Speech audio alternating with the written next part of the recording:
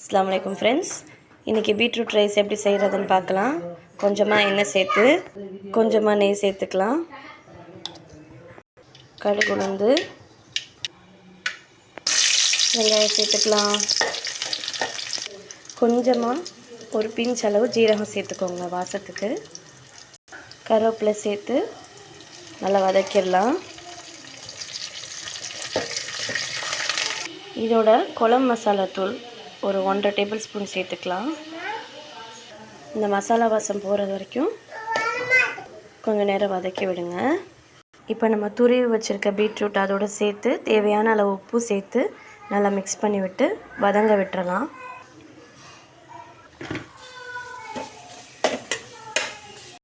கொஞ்சமாக தண்ணி சேர்த்து வதங்க விட்டுறலாம்.